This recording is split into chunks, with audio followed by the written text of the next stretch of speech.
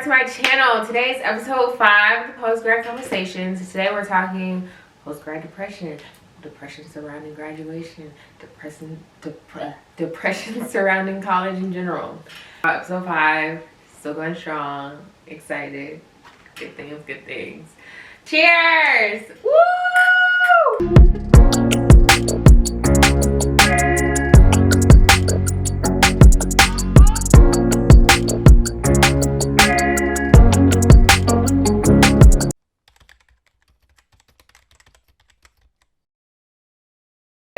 Today is episode 5, and I'm here with some returning friends. Would you like to introduce yourselves? I'm Shalae. Hi, y'all. I'm back again. Hey, we in here. AKA for yourselves. Oh, wow. Make sure subscribe. I had to say that. Subscribe, in the beginning. like, comment. Subscribe. I had to start saying that in the beginning. I always say it at the end, but you know you gotta bring it. And the thing about this video is I feel like this is exactly where people are expected to go when they think about like graduation. It's like post-grad depression. It's like the first thing that like comes to mind. It's like the little monster in the corner that people like see or don't talk about, or just try to like ignore. You know it's there, but yeah, or like it's just expected that you get there. And I feel like it looks a lot of different ways for a lot of different people at a lot of different times. For some people it's quick. For some people, it doesn't have it at all. For some people, I don't know. It's just moderate to medium. The title is How to Deal with Post-Grad Depression. But I don't really want to jump into like, this is what you should do. I think maybe kind of start defining what it is. When I think of like post-grad depression, I mean, I think most people think, oh, you're just sad alone in your bed. Like, you're just going through it. And that can be what it looks like for some people. I feel like people recognize that very easily when it comes to depression. And depression is this big scary word, but I feel like more of us experience it or experience levels of it that we've kind of downplayed the word. One, we downplay the word to the point it's like when you hear depression, you're like desensitized. Like depression just means really, really sad in our minds now versus like it being like a clinical thing. So I definitely would say like there are layers and levels to depression in itself. Yes. Because it's hard to put like one general like this is what depression is for everybody. But it's like for me it could be this, and then for somebody else it could be like it could be extenuated to like even higher circumstances where it's like you're not even depressed. I'm good. That's me right now. I'm good. But you're like I'm not you. Yeah, because you have people that are like functionally depressed who can like do everything or go to work, like work out and do everything. And sometimes that's the worst kind. Yeah. Once you go to college, it's like it's a transition, and it happens really fast. Same thing when you leave, you have this life that's just gone. Good to let yourself feel in it, because if you don't process those emotions, it's gonna catch up to you eventually. And it's that part is not gonna be good. So I did allow myself to sit and just like, okay, this is a change that's happening, because when kind of depression falls into it, you're kind of like ignoring those signs of it changing or talking to somebody. Yeah, you don't want it to be true. So, because nobody ever tells you how to get out of it. Exactly. They'll tell you what it looks like. Exactly. But that's why we're here today, basically. Okay, so in speaking about post-grad depression, have you dealt with it? Have you dealt with post-grad depression, and what did it look like in your experience? Like she said about earlier about the transition, like transitioning out of college is like, okay, boom, you're expected to like, because like when you're in college, you got your rituals, your routines, go to this class, go to that class, study here, take this test, squeeze in a party here, whatever, eat here, sleep here, boom. You graduate, it's like, well, if you want to sleep your ass off, you can. If you want to just sleep all day, go ahead. Who's gonna stop you? It's like, you can't live like that. Then it's like you're expected to have a good job. You're expected to, put forth the reason why you was in college and like have an impact. But it's like I just need to get a job, or I just need to do something. And it's like if you're not getting a job in your field, then it's just like, well, dang, am I doing it wrong? But I feel like that's just the narrative behind having a degree and being like at home. It's just like, well, now what? Yeah. I think I definitely went through a little bit of it. I guess yes. it was a lot of post-grad depression, but it showed up differently. So in the beginning, I graduated in like November of 2020. So it didn't really hit me because I had Thanksgiving, Christmas, New Year's, Valentine's Day. You know, it was like back to back to back, friend's birthday, then my birthday in April. So when that happened, it was like, okay, I had a lot of stuff going on, so I really didn't have time to sit with it. So it really like, I found myself every day like, okay, I'm not in school. Me and my boyfriend are long distance, so my best friend is not there. So I'm like, I really am not feeling it. I'm at home with my parents, who I love very much. I'm very appreciative. They're my parents. You know what I'm saying? So they don't get it. And if you come to them and complain, it's like, well, you need to do this, you need to do that. You need to go ahead and get on this. And I told myself, I'm not going back to my previous job. I don't want to.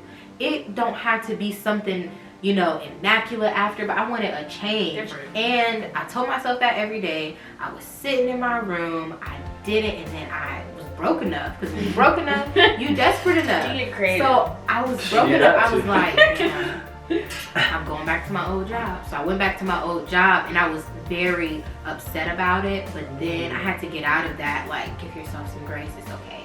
Going back to your old job is okay. Then when you start to get your money a little bit, you start feeling better. Then I fell into a stage where I was reckless with my money. And so that is also like, I was not spending my money wisely. I was always like, why am I doing that? I want to save, I want to do this. And it don't have to be much, because granted, I was working at Macy's. I wasn't making a lot, but I was still working and I could still manage my money better. That was my issue in college. I wasn't the best with my money, but carrying those habits to post-grad life is not okay. Do you think that attributed to some of the depression? Or like absolutely. I wanted to move out, but I didn't have no money. Me right now. I want to move out and I didn't have anybody. That is me right now. And then it's like, I barely have money to go out with my friends, and I like to shop.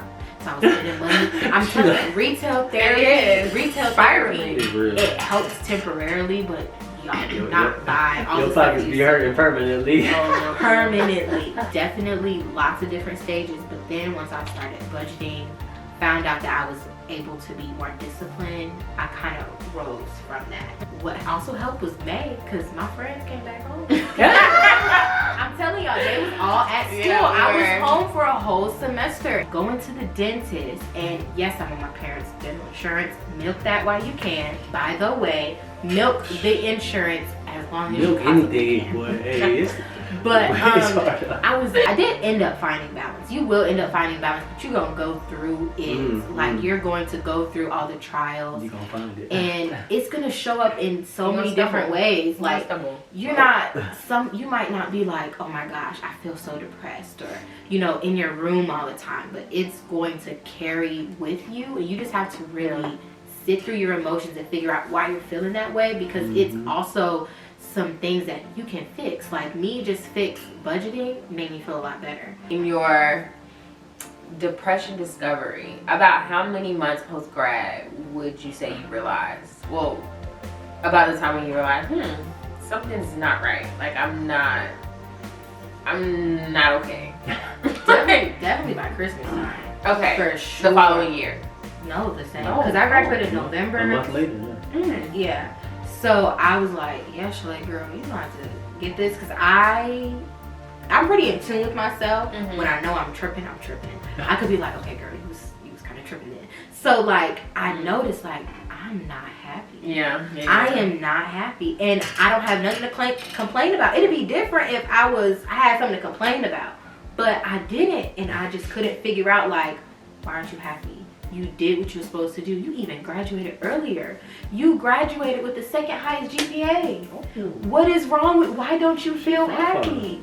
And it's just something that you have to work out internally. And eventually you're like, I didn't feel happy because I wasn't proud of myself, or I wasn't sitting in my accomplishments. Like, celebrate the little wins. Like, if you try to find the end all be all right after, you're gonna end up in a bad situation. I feel like self-development is really a big thing about getting out of depression. It's like, you know the things you want to work on, you know the things that you haven't been doing that you know in the back of your head, like, come on, man, we said we was gonna do this. But then it's like, boom, like, I start working out more. Like she said, drinking water. I was like, praise God on that. Literally, it's something about water that just stimulate your mind. Bruh, fact. You're hydrated. You can think clearer. Working out, eating right. Or not eating right, just, you know, enjoying your food when you have those nights, but not like always indulging. Exactly. And it's like those, like you said, those small wins start to stack up. And you're like, man, I worked out today. I drank this water. I went to work. I did this. I did that. And it's like, boom. And you start like, for me, it was just like things I want to do, like travel, do this, go there.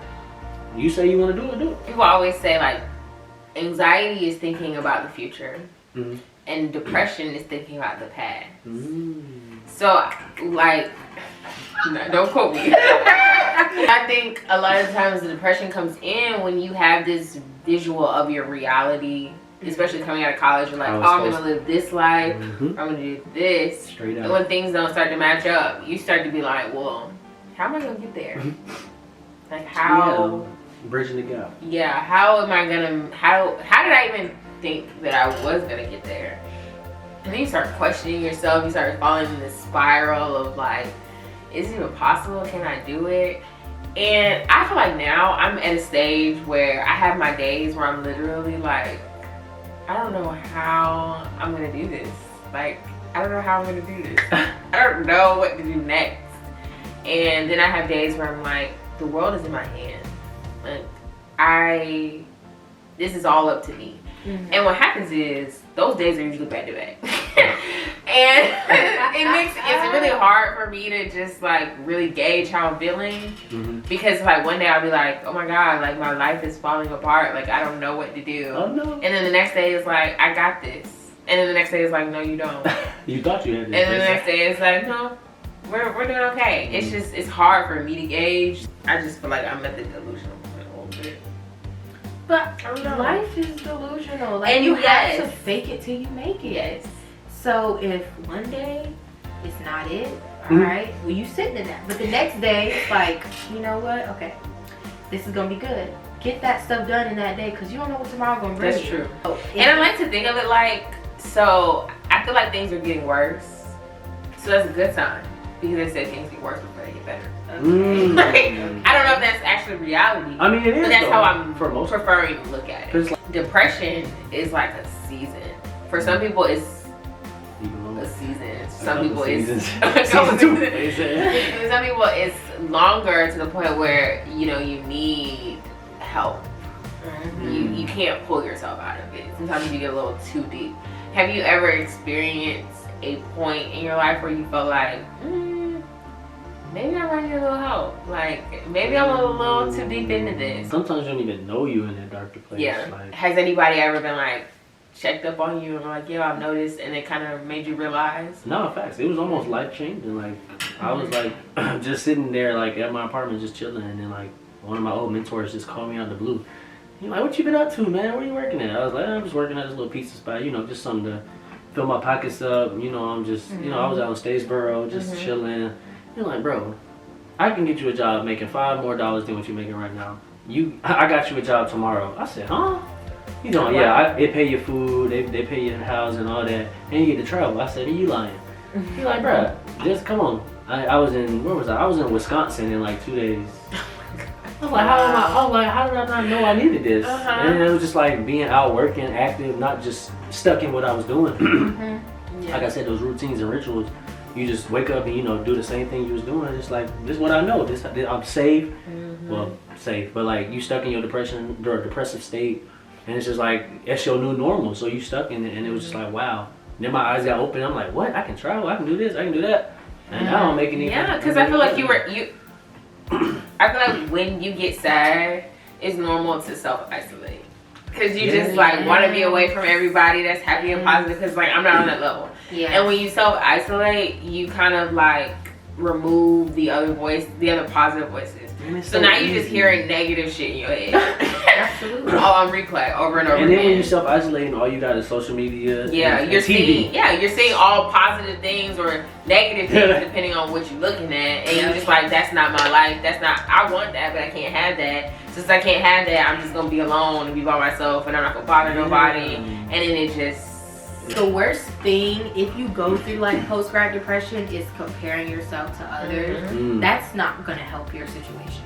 So when you look at social media, I'm not gonna say don't look at it. That is not realistic to tell people, because that is like the life that we live now is very social with social media. But when you look at it, try your best to be like, that person is in that place, but they are only showing you what they want you to see. Yes. So you do the same thing. Like, my social media does not portray the actual person that I am. That is very personal, and that is for the people who are actually in my life. So think of that when you're looking at other people and their social media profiles. They could be going through anything. Don't compare yourself, but you can also be inspired by people. So if someone inspires you, then kind of piggyback off of that. Yeah, like, That's the thing. It's like a thin line. It's like on one hand, you're like, dang, they doing that, but then it's like, well, you know what? I'm gonna be doing that too, girl. But you know, it's another line of jealousy. And then, you know, people will be like, oh, I hate you because you're doing what I want to do. And it's like, you can do it too. Yeah, like, I didn't say you couldn't come. What about you? What was after you graduated? Like, about okay? Do you think you had a depressive state or like season as you? I honestly think I'm about to enter my depressive season. Wait, whoa. And that sounds really bad. Concerning. It does sound concerning. Now I have an idea of where I want to be, regardless of, because it's not at all what I thought I was gonna be, and I've made peace with that. I'm fine. I moved on. But I've created a new vision of where I want to be, a new idea of what I want my life to look at. And from where I am now, I'm trying to figure out how to connect those pieces, the dots, to get there. And my challenge is being that I feel like I'm meeting a lot of setbacks that are not allowing me to get to that vision or even step in the direction of that vision. So I'm kind of like needing that drop. Like where, like I don't know where to go, because I feel like every step I make, it's just not getting me anywhere on the court. But sometimes that's a good thing. It's like, I know, because then you gotta look at it like maybe it's redirecting me for something. I mean, but even like you're saying, like you feel like you're just getting a lot of redirection where you're like, can I get somewhere? But like, realistically, it's like you could have like redirected one time and then boom, was stuck there, and then like you was like, I thought this is the way I wanted to go, and that don't turn out the same way you thought it was gonna go. So I feel like it was what was meant for you just hasn't, gotten to you yet. Right, which is why I'm also not like, this is why I say I could be entering, either I'm about to enter a great season of just like mental clarity, or it's gonna go downhill. I'm going with this, just let life play out for you in the way that it's supposed to. And I'm walking this path, but you can only walk that path so long to where it's like some action needs to be taken on your end. But I mean, I'm not in like a maybe you should be scared phase. Like, I just understand that, tread lightly. Like in this time, like you really need to focus your energy positively where you would like for it to flow. Awareness, Yeah. Did you guys ever experience any type of depression while you were in college? Ooh. Oh yeah. Yeah. I don't know. Was it depression? Yeah, I don't know. it might have just been college. But like school is definitely school. So how would you describe it? Just a really sad day-to-day trials and tribulations. Like, I mean, because when I say depression, I'm thinking like I can't even go to class today because I'm so depressed. But you could be functional. I think college is more, for me, it was just like I can't be depressed because I got 2 assignments due. And you get it right out, boom. You get right down to doing it. Because you can't be mad at nothing, but you know what I'm saying? You guys just get mad and do the work. It's nothing. I think I definitely did, because it was a culture shock going to Mississippi. I swear. I love it because it changed my life. For real? But it was a culture shock. You're in the most rural place imaginable. It's not like thinking about her school, It's like, where did you go? Mississippi Valley State University. It was that bad? Cotton grew everywhere I looked. Everywhere. When it was cotton, it was white. It's the fact that said cotton grew. Like, there was space. On like the school is built on a cotton patch. Down the highway, because it's only one highway. Down the highway is cotton. You got the cotton pickers out. You got the cotton bales. You got the little small huts in the middle of the field. It is so like heavy when you get there. it's heavy. I had to do it to myself majoring in history. I am in this shit. Everywhere. I'm in this shit. I am in it. I'm in African American history class studies, and they're talking about the stuff that happened across the street. They're talking about the stuff that happened right there across the street. I kid so you crazy. not. And we have parties at the Confederate building, and you got this black ass HBCU jumping in it. I'm talking about the floor is about to cave in. I had a really hard time mingling socially because everyone from there is from there. So me, I'm out on the yard with my off the shoulder top, my pink bag, my white shorts, my pearls. Oh, you bougie, huh? You from Atlanta, you think you bougie. And I'm like, y'all, what are y'all talking about? I'm like, who do you think I am? Wow. And I'm like, these people here are so different. I love them to, like, you know, you get used to it. But I was definitely like, oh shit, I don't know, I'm supposed to be here. I did make friends, like it was fine, but the culture shock there, I could not get over. And still to this day, I'm like, I can never explain my experience. You would just have to step foot in for yourself in it in order for you to like feel it. Because you can, it's something about, it's very spiritual. Like I swear to God, it is something about being in that place. We should go. And feeling it. Like 12 o'clock at night. Found that I am not comfortable around people. I very internalized a lot of stuff. So I started looking in the mirror like I don't even recognize who I am because I'm playing this facade. Because I'm making it through the day. I'm going to class. I'm going there and back. I'm making it through the day. And I started doing some things I wasn't supposed to do. A lot of coping mechanisms you're not supposed to do. However, you kind of go through that process and you look at yourself like, I don't recognize this person. And it wasn't a drastic change, but it was enough for me to recognize. So it was something that I had to really work through. And so then I was like, dang, okay, you changed. Because when I go back home and then I go back to school, I feel like I'm two different people. And telling my parents everything that's going on, I'm not about to do that because they're like, you're leaving, you're not going back, stuff like that. And I'm like, no, I really want to work through this because I really feel like it was something good. And so definitely after the first semester, once I got used to it, it was great. Like I started actually like working through like my issues. And then and I mean school definitely kept me busy because I was always like doing work or whatever. So like that definitely kept me busy. And then finding the right extracurricular activities you could do, the ones that you like are good for you, not like the bad ones, but like, you know, finding the right extracurricular activities definitely helped.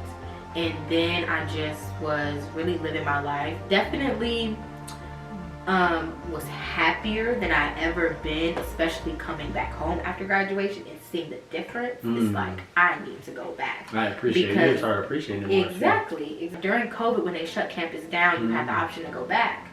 I went back. You went back? Wait, why? I don't know. The thing is, I don't know. And I'm like, I drove 6 hours back. And I was like, I went there, and mind you, there was nobody there. It was nothing but being there. It felt so much more comfortable than being at home.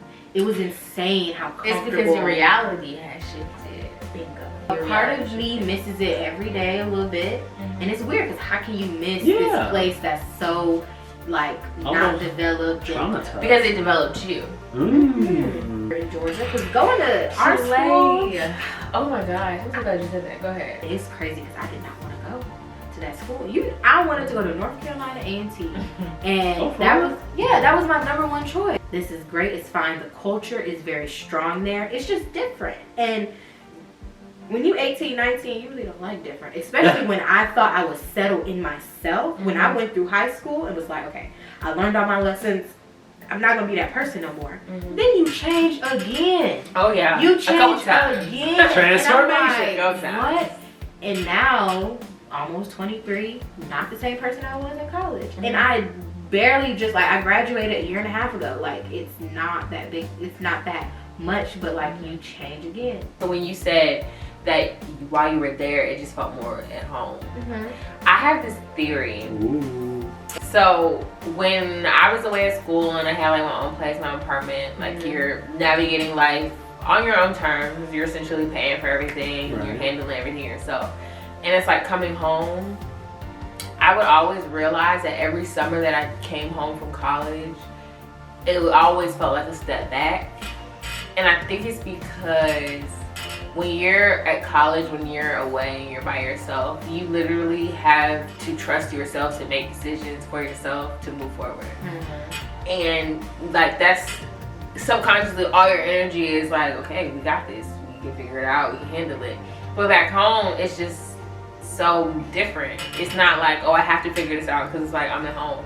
Yeah. Like it's too much cushion to a point where I don't feel like I can thrive in the way that I need to. And maybe that's just me. Like I just feel like being at home, I'm not able to, I guess, attack things the way that I would like to attack, or I know that I can attack because I'm maneuvering based off of the safety and comfortability of it. Like I used to be scared to like leave the house and go work out because I'm like, oh, I really gotta tell my mom like, I've never done this before, so now she gonna think I'm lying. It's like, girl, I'm overthinking. Like if I'm at home, I'm going to work out. I'm good. Now I'm back with my parents and it's like, I'm gonna just stay here tonight. Because it feels like you're a kid again. It feels like you're a kid again. 100%. And as a kid, you knew that you couldn't do certain things, so you wouldn't even think to go there. So now being an adult living in my childhood room, it's really like a mental shift. Like traumatizing. It's really like, oh my gosh, it's and I can also like that kind of aids in like that depressive factor. Like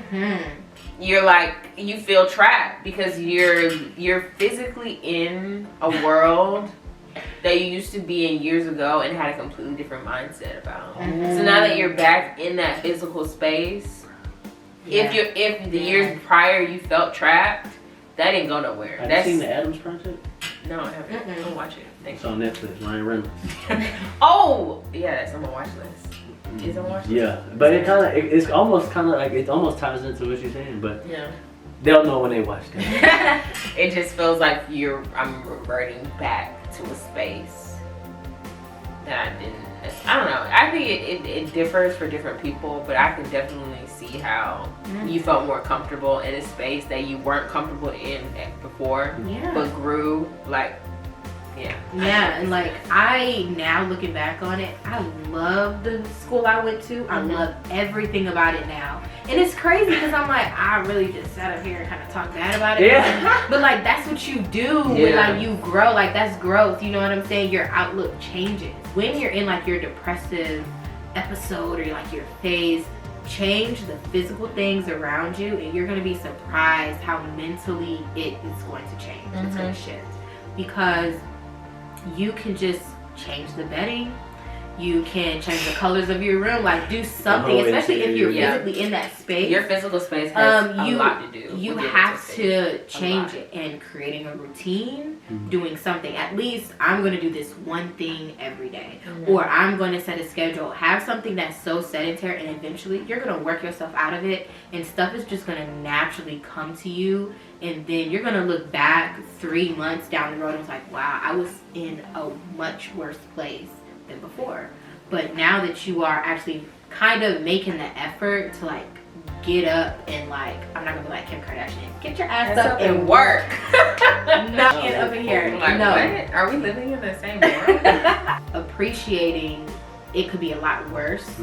So when I say, okay, it could be a lot worse, I could really, be, really, really down bad. It's but I mean, I feel like you down bad. You think you really think you was down bad. But okay, so I got a question for both of y'all. Do y'all feel like y'all become better or like more adept at like identifying like when you're going through like depressive states? And if so, do y'all feel like y'all kind of bring yourself out of it quicker now than you have in the past of like identifying it and then like moving through it? Wow, that's a good question. So when I was in high school, I think this is my first and deepest brush with depression. Oh my goodness, deepest brush. It's kind of like yours. Like when I changed schools, I went through a culture shock, but it was so many other additional elements that went along with that. And closer to the end, I just remember being like, I don't even laugh anymore. What? Like I haven't laughed. It was that bad? You gotta laugh. That's not like you, girl. I know, like literally. You laugh. I love to laugh. And when I was like, I think I laughed one day and I was like, I think I started crying. Like, I just was like, yeah, what have I been doing? To the point where I had to like backtrack and just realize where all my focus was going, what I was thinking about. And like now looking back, when I tell y'all, it was doing a literal toll on me. Every Friday, at exactly the time I got out of school, I got out at like 3:10. I would get a migraine, and it would be so severe every freaking Friday. And y'all probably like, what? That's crazy. Every freaking Friday at 3:10, I had a migraine, and it was like heavy. And this went on for like months. And as a kid, I'm not putting pieces together. But like looking back now, like I wasn't laughing. I was super stressed. I wasn't really eating. Like I know my stress patterns now better so that I can recognize them easier to answer your question. But at the time, like that was my deepest, lowest brush. Like I wasn't talking to any friends. I wasn't talking to nobody. I was isolated. And then I was like, I'm not even laughing. And then once I like started to like evaluate, like this really, you're not happy. You're not enjoying yourself. This isn't fun. And it's okay. After I was like, yeah, I don't want to do this anymore. And she came back to us. She came back. And at that point, I was like, I don't ever want to feel like this ever again in my life. Like, I would do anything to never get back to this point. Now, when I can like see myself treading into like possibly being depressed, I can catch it very quickly because I know what I need in order to maintain some form of happiness or peace within myself. And I know that once I lose a certain number of those things, elements, I'm like, okay, you're steering off the path. Yeah, I think I definitely can too. I know in high school I was definitely looking through the world with rose-colored glasses. Like I was really like, my mindset in high school was not anything it is now. And I don't want to say I'm not trying to dwell on the past, but like I'm disappointed in myself that I was acting that way. But like you needed that. You needed that rose-colored element in your life. Because nobody, like, you don't want to be 18 and be like, oh, the world is terrible. Like, there's no way to look at life like you're about to go into. Like, oh, this is gonna be terrible. Now I do recognize my patterns better, and for some reason, every time I feel like this depressive episode or like something, I always know like, all right, let me check my calendar because if I'm about to start my period, that's the answer. That's the answer. That is my answer. Quick. And I'm like, okay, yep, it's about 5 days away. Okay, you're just tripping. Like you're having a process, and it really does allow me to put a lot of things in check. And allows me to let things go because I know I'm a person that I like to find an answer for stuff. So if I know the answer to this, I'm straight. Oh yeah. I'm just gonna ride it out. It is going to be, and then I'm good. Like it is fine. I do a lot of breathing. Okay, but are you gonna answer? Do you feel like you? Oh, I didn't ask y'all. I didn't even answer her. Rick and Morty. But no, I think personally, I think I have, like y'all said, like, because I mean, being at our age, we kind of had to have like identified it at least by now. So like, it's easy to identify. But honestly, like I was saying earlier, like personal development, I feel like is the key to depression.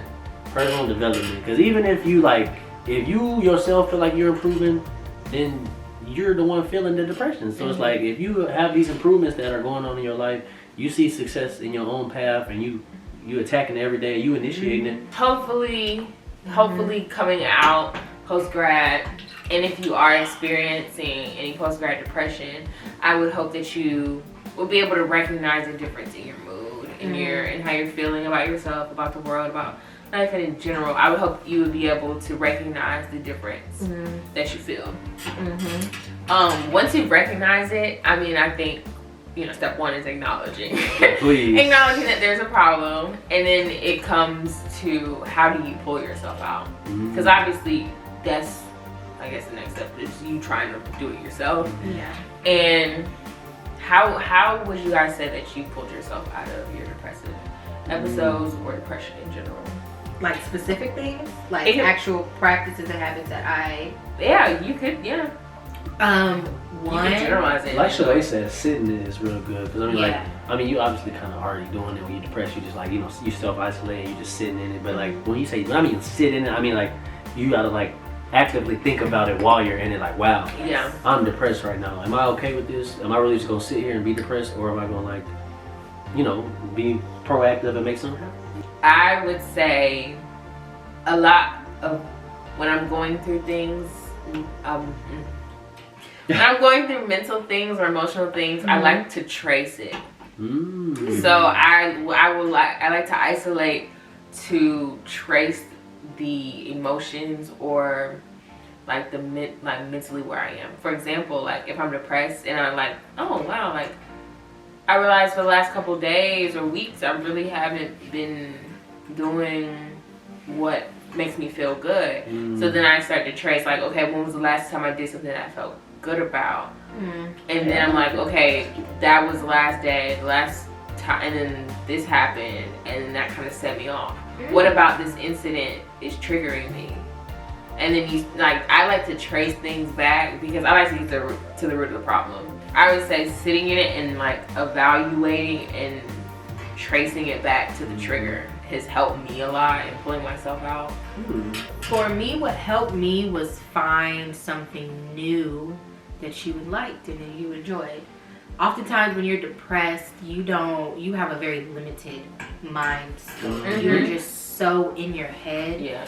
And what you need to do is just try your best. You're probably not gonna get it on the first try. I know I didn't, but like look for things that is like, okay, am I interested in this? It could be something new. It could be something old that you did before, like whatever. So an escape is always needed because when you're battling something in your head and you feel like no one kind of gets you, it gets very tiring and you get exhausted of this kind of cycle that you're doing. So if you find something that you can escape to, that is something that will definitely help you because like Alicia said, it made you happy. It kind of made you enjoy this and you found some sort of light in this kind of darkness that you're experiencing.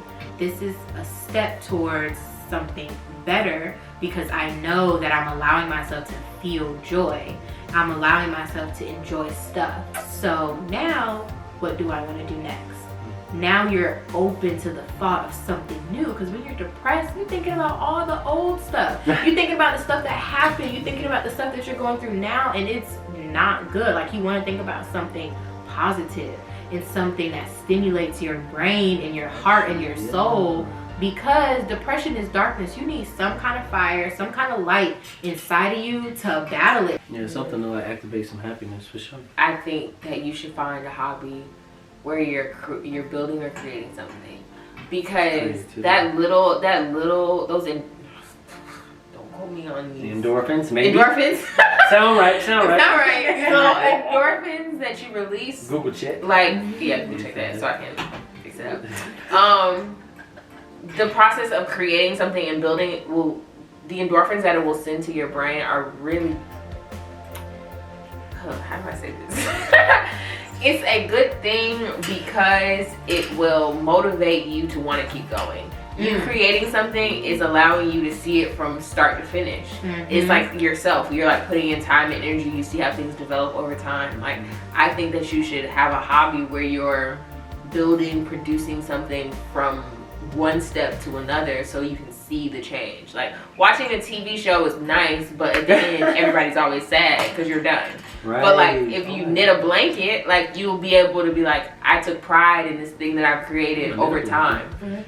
Like it's just a way to train your brain. Okay, like there are other things that bring me joy. I can create things for my life, out of my life, that bring me joy. So, and I will also say, go back to things that used to make you happy before, like things from your childhood, like fucking Legos, like you will, like going back to those memories or those habits that you did as a child, they hold emotions of positivity that you want to tap back into. That's why every now and then I will be in the mood to color, like I want to color, and I go out, I do it, and I'm like, great, all right, I got that out, I'm good, I'm about to move on, because coloring for me was very positive as a child, and I still do it now, and I will be in the mood, like I will get a mood to do it. And it's crazy. I'm like, that's weird, but I'm not gonna change it. Like, it's fine, but I'm like, yeah, I will be in the mood to color. Maybe some good coloring books. Yeah, and adult coloring books are fire. I would also say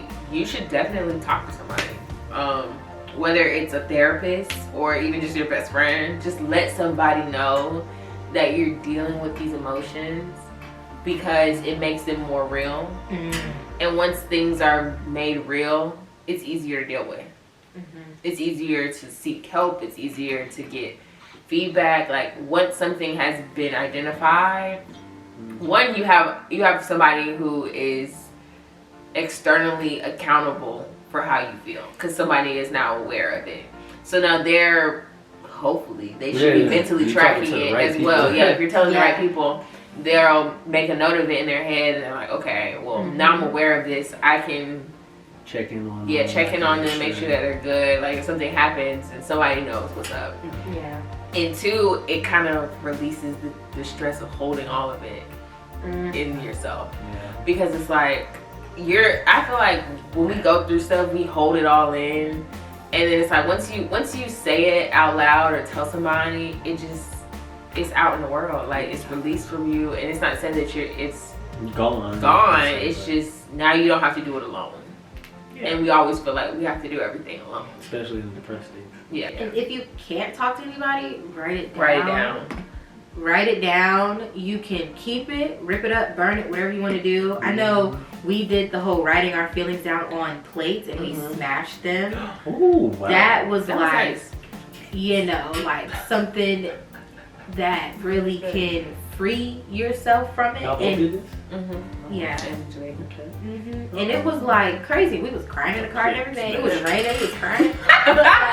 We got in the street and just destroyed plates. That's which is kind of a terrible idea. It was something like that. Drive back. It was something like that at Morehouse at the scraps. They had like little scraps. You just beat it up and just put the little Bibles on. I ain't gonna do it. Yeah. But they have rage rooms, is what they're called. Rage rooms? Yeah, where you just go in and like. Yeah, I lived through those people though. I was like, y'all beat the demons out. Beat it. I was like, I'm thinking in my head, oh yeah, that's that bad grade I got. Bow, yeah. But it's good.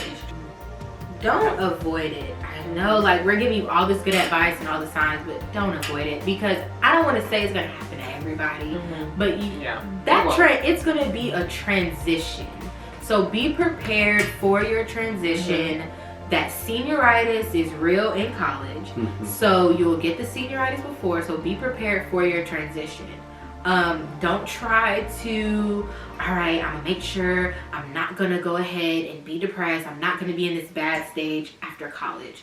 Don't try to avoid it, because it's just not gonna end up well for you, because you're gonna end up stressed, and you might not end up enjoying your last couple months of college preparing for something that's going to happen after. If you have a clear mind and a plan, that is the biggest step ever, because a lot of us, including myself, are still trying to figure out what my plan is going to be. Where am I going to take that first step into something else? Don't put too much stress on yourself, because if you start doing that before you know it, you're going to be looking for a job for 6 months. Like I was actively applying and looking for a job for 6 months, and I was so tired of scheduling interviews, presenting myself to these, employers, which you gotta present yourself right. It's not just, come as you are. You do want to be productive and proactive, but enjoy it, because it's gonna be gone. Like, it's gonna come and go so fast that you want to enjoy it.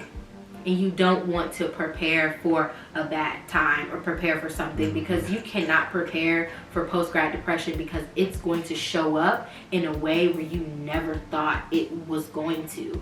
Honestly, I was just thinking like what I would tell myself, like, because I was like in a depressive state. So I'm thinking like what I would have told myself for advice. But like, honestly, it's like when you're depressed, you don't feel like doing nothing. You just want to sit and just be depressed. But like if you can do that, then I feel like you should be able to. Like, I should have told myself, like, make a plan. Because I couldn't have told you, like, what I would have been doing in 5 years from then. Nonetheless, 5 months. Like, if you would have asked me, like, yeah, what's your plans looking like? I would have been like, I'm depressed, bro. I don't know. If I would have sat down and I actually tried to plan it out, then I could have started seeing, like, where I wanted to be at, where I was now, where I wasn't now, like, all the things I wasn't doing. And then you can start identifying, like, once you know what you're not doing, you can help identify what you want to be doing. And then you just, like you said, bridge the gap, and then you write your plan out, and then boom. Even if you don't succeed in your plan, you wrote it down, you have something you can go back to, and you're like, oh, maybe I failed right here, but boom, let me try this so I can get at least, back to in the running to getting accomplished what I want. So I think making a plan is like, if you don't want to do nothing, you can make a plan. And it doesn't have to be a where am I going to be in a year. Literally start with what am I doing tomorrow. That's a good thing to digest. What am I doing in the next 24 hours? That's something that's easy to wrap your brain around. Okay, I'm gonna eat at this point.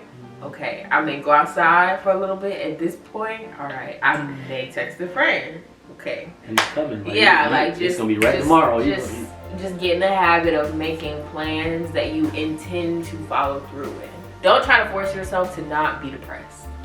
By like trying to stay busy, trying to do this, that, and third. Do not try to like run from it and say that it's coming, but don't go so straight down a path that you end up running into it and hitting it hard. If that makes sense. Yeah. Because I feel like you trying to be like, oh, I'm be happy, I'm not gonna be depressed. I feel like the depression comes when you have a vision and you aren't. It's not connecting. You're not meeting it there. Your realities aren't the same, and you're having a hard time being able to process that. So I'm not a doctor. Don't quote me on that. That kind of sounded a little harsh. Oh my God. We're all doctors of life. Yeah. That sounded a little harsh. I just feel like a lot of the depression happens when what you visualize and what you live in are different. Yeah, just have a loose grip on your visuals, your mental visuals, because things change. Sometimes they'll get better. And you didn't even know it. Sometimes it'll be better and you didn't even know it. You're like, bro, this is terrible. This is way better than what I anticipated. Yeah. Thank you guys for tuning in for episode 5. Make sure you like, comment, subscribe, stay in the know. I'm going to put all their information down below so you can follow them, stay up to date on what they're doing in their post-grad journey. Thank you for watching. Make sure you're subscribed. Bye. Bye.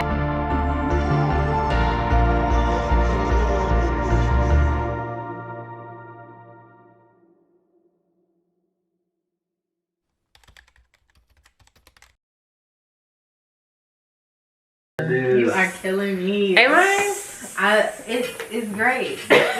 This is amazing. Good, because sometimes I'd be a little worried. Why? Okay. I don't know. I just be in my head. Well, how don't you get out? Okay. I'm trying. Come here with us. All right. Wait. Oh my gosh, I'm a ball bitch. Oh. Hey, that was like the perfect little kick. Yes, we did. I did it with this one. You know what? Next time we could do 2 shots in this one. And I had got so much work done on my teeth. Like, go to the dentist. Yeah. What happened with your car? Oh my God, a tree fell in my car. Look at it. What's 26? 26 minutes. 20,100, 25,600. Okay, I'm gonna reset it. Bro, this sugar is dripping, girl. I know. I'm over here. Yeah. I was like, I don't want to be ghetto, but I'm gonna get it. I'm gonna get it. Okay. Because it was making a really loud noise, like to the point where it was like, bitch, why are you driving this shit? Why did you turn this car on? What did it sound like? It was like, it was like a loud. Okay. Oh, some ghost hunters. No, you cannot, because you got the KKK meetings down the street. Still. Oh, I got the phone. Still. I'm telling you. That's so crazy, Alicia, Shalae. I'm telling you, it is something so spiritual that you feel like, wow, because we can start a rebellion. I'm taking at least 10 with me. At least. The city of Greenwood, which is like the closest city, 15 it's minutes called away. Greenwood, Mississippi. Well, is that where the Green Mile? No, that's. But because it's bad because I have really bad like road rage and it affects. Oh my God. It affects me. I did not see you as a road rager. It affects. It's always the ones you don't expect. It affects. And that's our list of things. That'll be a vlog. We're going to the gun range. I'm not. Bruh, I know you yes. forgot. I know you forgot. No, because I just went. So I was like, bro, at least you need to go. Ooh. But I was invited. It wasn't. Okay. It wasn't like I initiated it. I was like, Okay. yeah, we're gonna go, and we're gonna make sure we don't invite Alicia. No.